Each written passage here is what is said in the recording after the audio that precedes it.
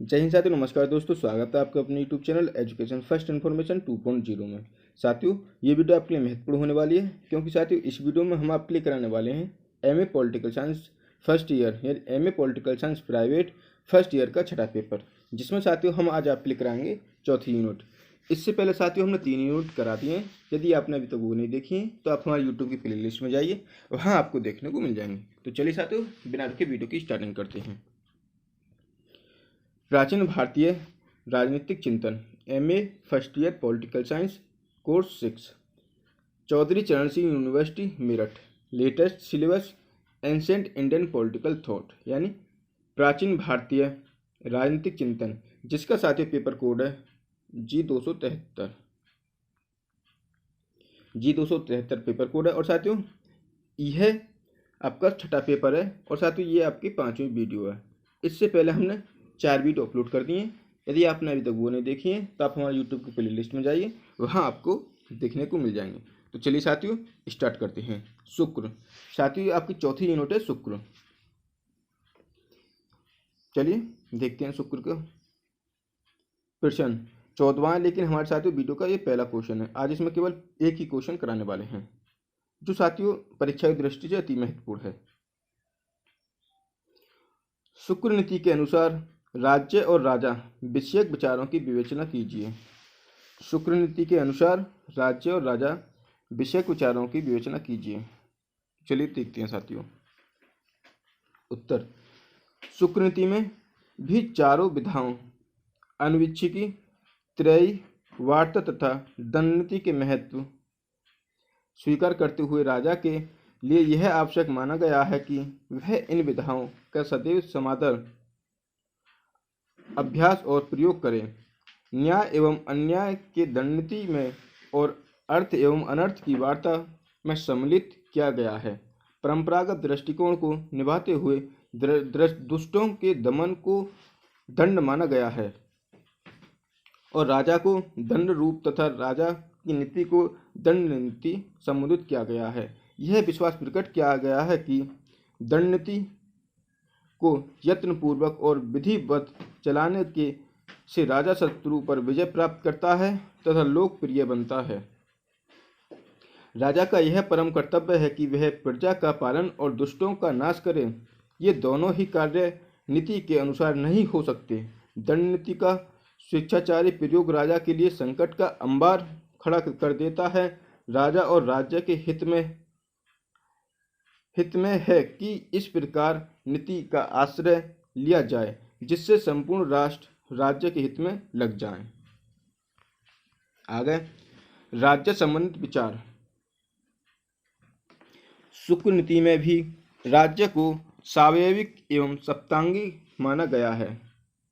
मंत्री, मित्र, कोष, देश, राष्ट्र, दुर्ग और सेना ये राज्य के 7 अंग हैं जिनमें राजा का स्थान सर्वोपरि है। मंत्री राज्य रूपी शरीर की आंखें, मित्र कान, कोष मुख, सेना धन, दुर्ग हाथ और सेना पैर माने गए हैं। शुक्र नीति में राज्य को वृक्ष की उपमा देते हुए राजा को उसका मूल, मंत्री को स्कंद अथवा ढाल, सेनापति को शाखा, सेना को पत्ते पर, प्रजा को पुष्प, पृथ्वी के भाग को फल और भूमि का बीज संबोधित किया गया है। राज्य के सभी अंगों का शुक्र ने विस्तार से वर्णन किया है। दूसरा पॉइंट, राजा संबंधित विचार। शुक्र ने राजा को प्रजा का रक्षक और उद्धारक माना है।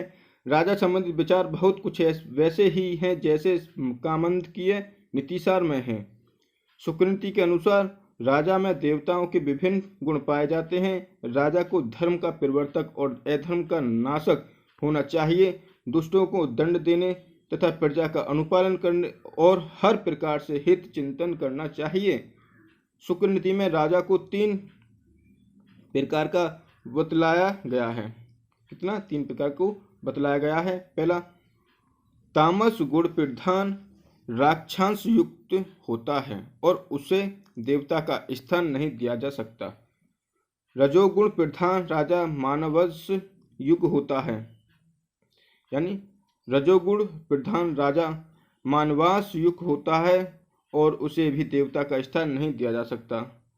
सतोगुण, तीसरा पॉइंट, सतोगुण प्रधान राजा में देवताओं का अंश होता है। आगे देखते हैं, देवता का अंश होता है, वही देवत्व को प्राप्त होता है और ऐसे राजा की उत्पत्ति ही देवी उत्पत्ति मानी जानी चाहिए। सतोगुण प्रधान राजा को धर्म के प्रति पूर्ण तत्परता होती है। अन्य राजाओं की धर्म के प्रति तत्परता उतनी नहीं हो सकती। राक्षसांश युक्त राजा धर्म का विलोप करने और प्रजा के लिए कष्टकारक होते हैं। राजा के लिए आवश्यक है कि वह नटों, गायकों, वेश्याओं और नीच जातियों में आसक्त न हो। किसमें? कि वह नटों, गायकों, वेश्याओं और नीच जातियों में आसक्त न हो। जिन कार्यों की प्रजा निंदा करे उनमें रुचि न रखे, बुद्धिमानों से द्वेष न करे तथा अपनी कमजोरियों को पहचानने का प्रयत्न करे, उन्हें दूर करने में प्रयत्नशील हो। यद्यपि शुक्र ने अच्छे राजा और बुरे राजा में स्पष्ट अंतर करते हुए राजा के गुण और दुर्गुणों पर भी प्रकाश डाला है, तथापि कामंदक की भांति राज्य में विभिन्न अंगों के व्यवसायों की चर्चा नहीं की गई है। शुक्रनीति में मृगया, जुआ और मदिरापान को राजा के विशेष अवगुणों में माना गया है। यह निर्देश है कि राजा को काम, क्रोध, मंद, लोभ, मोह आदि का परित्याग कर देना चाहिए। एक श्रेष्ठ राजा को जितेंद्रिय, गुरुसेवी और विनम्र होना चाहिए तथा शस्त्रों के समुचित ज्ञान की प्राप्ति के लिए गुरु संयोग प्राप्त करना चाहिए। जो राजा दोषों से युक्त होता है वह शासन का संपूर्ण सुख भोगता है और प्रजा उसे पर्याप्त सम्मान तथा स्नेह प्रदान करती है। राजा के कर्तव्यों में राजा के लिए 8 प्रकार का आचरण माना गया है। दुष्टों को दंड दे, प्रजा का पालन करे, राजस्व आदि यज्ञ करे, न्यायपूर्ण ढंग से कोष का समृद्ध बनाए, अन्य राजाओं को करदाता बनाए, शत्रु का मर्दन करे, विद्वानों को दान दे और भूमि के विस्तार में वृद्धि करे। राजा को चाहिए कि वह अपनी आकांक्षाओं से प्रजा को भली भांति परिचित कराए। अपने मंत्रियों के साथ शासन कार्यों के संबंध में उपयोगी और सामयिक परामर्श करते हुए राजा प्रजा का हित चिंतन करे तथा राजकार्य में सदैव उद्यमशील बना रहे। सत्कार्य करने, शत्रु का मान मर्दन करने और प्रजा के हितों का संवर्धन करने में राजा अपने प्राणों का भी मोह न करे। शुक्रनीति में राजा की दिनचर्या पर भी प्रकाश डाला गया है। दिन को 48 मिनटों के अंदर के 30 मुहूर्तों में विभाजित करके राजा के लिए दिनचर्या निर्धारित की है। यह बताया गया है कि राजा किस समय तक राज्य की आय व्यय पर विचार करे, कब भजन पूजन और दान धर्म में समय बिताए, कब कोष और सैन्य बल का निरीक्षण करे, कब न्याय करे। शुक्र ने यह उपयुक्त माना है कि राजा केवल राजधानी में ही समय व्यतीत न करके प्रति वर्ष गांव यानी पुरों, देश, प्रांत आदि का दौरा करे ताकि उसे प्रजा के दुख दर्द का भी पता चलता रहे तथा अपने कर्मचारियों की निष्ठा और कर्तव्य परायणता की जांच कर अवसर मिले। राजा के उत्तराधिकारी की चर्चा करते हुए शुक्रनीति में युवराज को राजा का दाहिना नेत्र तथा कर्ण बतलाया है।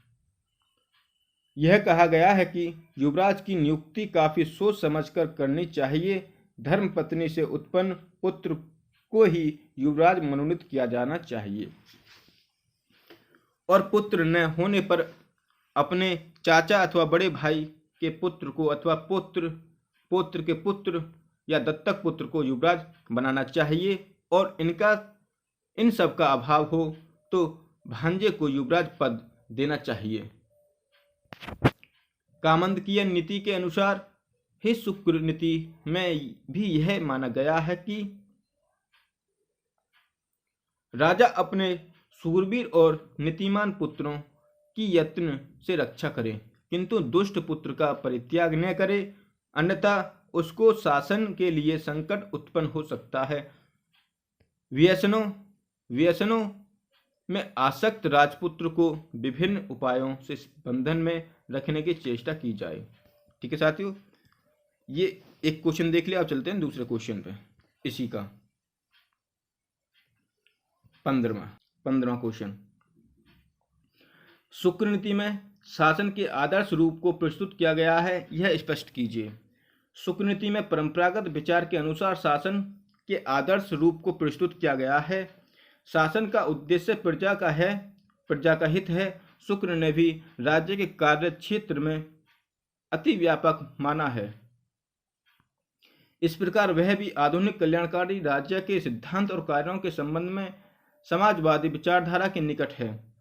शुक्र के अनुसार शासन का कर्तव्य है कि प्रजा के धर्म, अर्थ और काम की प्राप्ति में सहायता करे, मार्गों और मकानों का निर्माण करे, यातायात के साधनों का विकास करे, मार्गों और यात्रियों की चोर डाकुओं से सुरक्षा का प्रबंध करे, मार्ग में स्थान स्थान पर प्रत्येक 2 गांवों के बीच एक आराम गृह का निर्माण कराए, नापतोल में धोखाधड़ी को रोके, खाद्य पदार्थों में मिलावट न होने दे, मद्यपान, मृगया, जुआ आदि को विनियमित करे, रखने के लिए अनुमति पत्र प्रदान करे, चिकित्सकों के व्यवसाय पर नियंत्रण रखे, मादक पदार्थों तथा सोना चांदी, हीरे, अचल संपत्ति, पशुओं आदि के क्रय विक्रय की समुचित देखरेख करे, कला और विज्ञान को प्रोत्साहित करे, इस क्षेत्र में विशिष्ट व्यक्तियों को पारितोषित और सम्मान दे, प्रजा द्वारा मनाए जाने वाले उत्सवों को सम्मान और प्रोत्साहन दे तथा दुष्टों से प्रजा की रक्षा करे। शुक्र ने इस प्रकार सामाजिक, आर्थिक, सांस्कृतिक, सैनिक, राजनीतिक सभी क्षेत्रों में राज्य के कार्यों का प्रसार स्पष्ट किया है। कामंदकीय नीतिसार की भांति शुक्र नीति में भी यह माना गया है कि अकेला शासक अथवा राजा संपूर्ण राजकार्य का संचालन नहीं कर सकता है, अतः उचित है कि योग्य परामर्शदाताओं अथवा मंत्रियों, उच्चाधिकारियों तथा विविध राज्य कर्मचारियों की नियुक्ति की जाए। शुक्र के अनुसार मंत्री राज्य के 7 अंगों में से एक है। युवराज की वाम भुजा है तो मंत्रियों का समूह राजा के नेत्र और कान है। इनके अभाव में शासन कार्य में राजा की वही स्थिति है जो शारीरिक क्षमता और सौंदर्य की दृष्टि से बाहु, आंख और कान रहित राजा की होती है। शुक्र नीति की रचना के समय ही मंत्रियों की संख्या लगभग 8 निश्चित हो चुकी थी। सुमंत्र, पंडित, मंत्री, प्रधान सचिव, आमत्य, प्राण विभाग और प्रतिनिधि, शुक्र ने इन्हें राजा की 8 प्रकृतियां कहा है। पुरोहित को इन 8 से ऊंचा माना गया है। दूत का स्थान इन सब के बाद है। इस प्रकार पुरोहित और दूत को मिलाकर शुक्र ने राजा की 10 प्रकृतियां गिनाई हैं।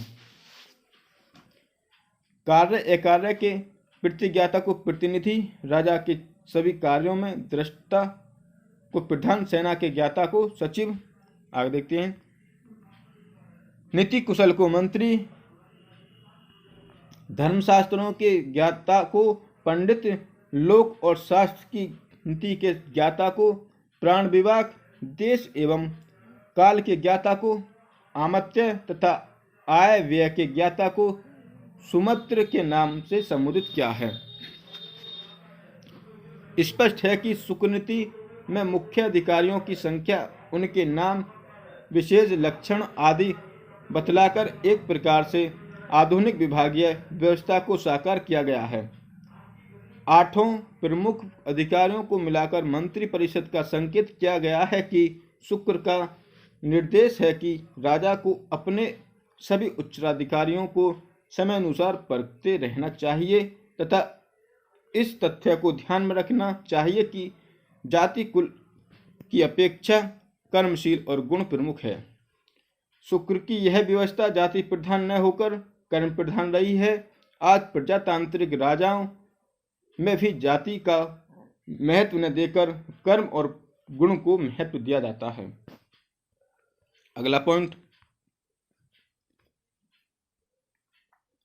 मंत्रियों के कर्तव्यों के संबंध में शुक्र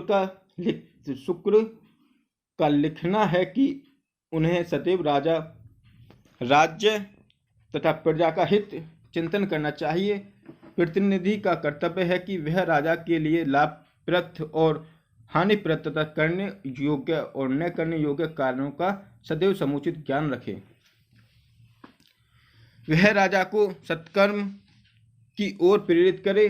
प्रधान का कर्तव्य है कि वह समस्त राजकीय कार्यों में सत्य असत्य क्या ध्यान रखे।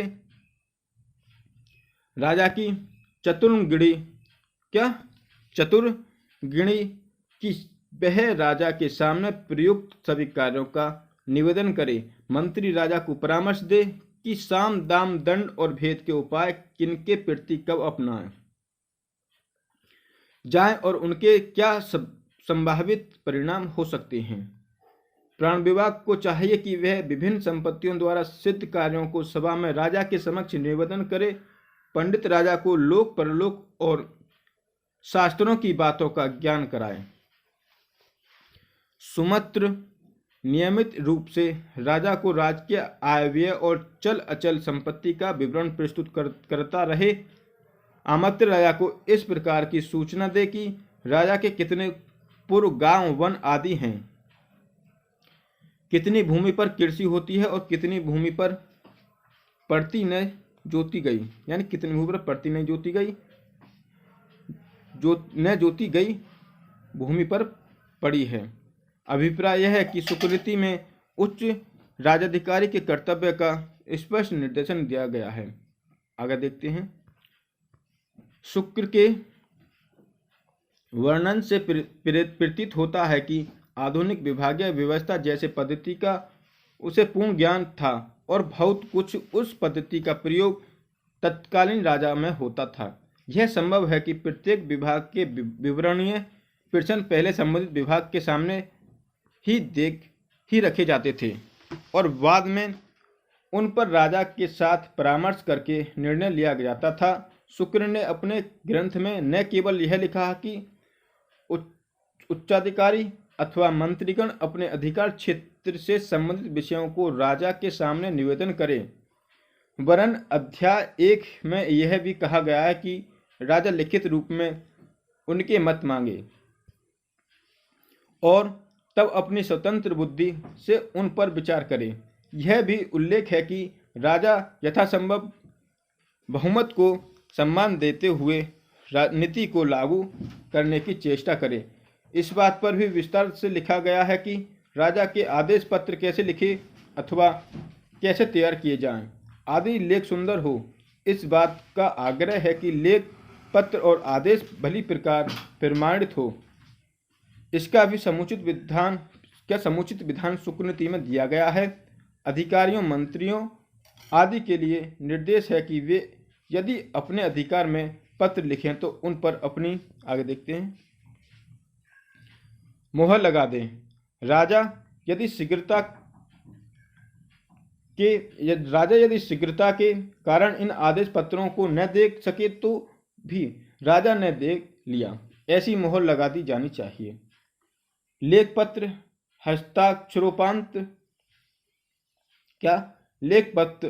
हस्ताक्षर उपरांत राजा का आदेश अथवा आज्ञा पत्र माना जाता था और संवैधानिक कानून की दृष्टि से राजा के हस्ताक्षर और मुहर के बाद लेखपत्र ही राजा है, न कि राजा स्वयं। शुक्रनीति में पुरोहित का स्थान सर्वोपरि है। अपेक्षित है कि पुरोहित वेदों का ज्ञाता, जितेंद्रिय, विद्वान और शास्त्रों का मर्मज्ञ, नीति तथा व्यूह रचना के कुशल और साफ एवं अनुग्रह में समर्थ हो। राजा को चाहिए कि वह पुरोहित का पूरा सम्मान करे। और उसका भय मानते हुए धर्मपरायण बना रहे। शुक्र ने राज्य के विभिन्न कर्मचारियों के गुण और कर्तव्यों का भी उल्लेख किया है। राज्य कर्मचारियों की स्वामी भक्ति और कर्तव्य निष्ठता पर सर्वाधिक बल दिया गया है। राजा से यह अपेक्षित है कि वह गुप्तचरों के माध्यम से तथा अन्य उपायों से अपने कर्मचारियों की गतिविधियों और कार्यनिष्ठा की जांच करता रहे। शुक्र ने लिखा है कि एक पद पर 3 अधिकारी होना उपयुक्त हैं, एक मुख्य और तीसरा उसका सहायक। विभिन्न राज्य कर्मचारियों, उनके पदों, उनकी नियुक्ति, विधिवत उत्तराधिकारियों से उनके संबंध, उनके तबादले आदि विषयों पर शुक्र नीति में सुंदर विधान किया गया है। शुक्र नीति को राज्यसभा के निर्माण, उसके विभिन्न कोष्ठों अथवा कमरों, सजावट आदि का विस्तार से उल्लेख किया गया है। राज दरबार का भी यह पर्याप्त वर्णन उपलब्ध है कि राजा को मंत्रियों से गोपनीय मंत्रणा करनी ही होती है, लेकिन अपने मित्रों और विधि पदाधिकारियों से भी आवश्यकता अनुसार परामर्श लेना होता है। और इस प्रकार की विस्तृत मंत्रणा के लिए राजा दरबार होना चाहिए। क्या राज दरबार होना चाहिए? राज दरबार में राजा के स्थान, अंगरक्षकों और सेवकों के स्थान, राज परिवार के लोगों के स्थान, पुरोहित, मंत्रियों तथा पदाधिकारियों के स्थान की स्थिति और क्रम का विधिवत वर्णन दिया गया है। राज दरबार के नियमों और व्यवस्थाओं पर भली भांति प्रकाश डाला गया है। आगे देखते हैं, ये साथ ही लास्ट पॉइंट है। राजा और प्रजा के संबंधों का उल्लेख करते हुए शुक्र नीति की व्यवस्था है कि राजा एक प्रकार से प्रजा का सेवक है और प्रजा से वसूल किया गया कर उसका वेतन है। राजा को अपनी सत्ता के मद में निरंकुश नहीं होना चाहिए, क्योंकि सत्ता तो एक प्रकार की धरोहर है जिसका प्रयोग प्रजा के हित में किया जाना है। यद्यपि राजा पर शक्तियों की सीमाएं आरोपित नहीं की गई, तथापि इस बात पर बराबर आग्रह है कि राजा स्वेच्छाचारी न बने, अनियंत्रित और निरंकुश व्यवहार न करे।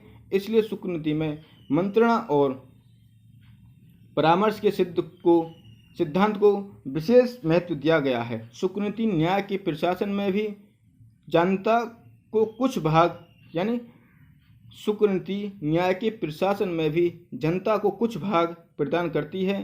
प्रजा को राजकीय नियमों और आदेशों का ज्ञान रहे, इसके लिए आवश्यक है कि उन नियमों और आदेशों का व्यापक प्रचार प्रसार करें। ये साथियों हमारा चौथी यूनिट से 2 क्वेश्चन थे शुक्र नीति से। कैसे? शुक्र से। यदि साथियों आपको वीडियो पसंद आई हो तो वीडियो को लाइक करें, शेयर करें और हमारे चैनल को सब्सक्राइब करें, ताकि साथियों जैसे ही नेक्स्ट यूनिट की हम वीडियो अपलोड करें, साथियों आज शाम तक हम दोनों यूनिट की कंप्लीट वीडियो आपको दे देंगे। अभी साथियों महाभारत और साथियों 1 यूनिट और अभी हमारी बची है। तो चलिए साथियों यहीं तक। धन्यवाद साथियों।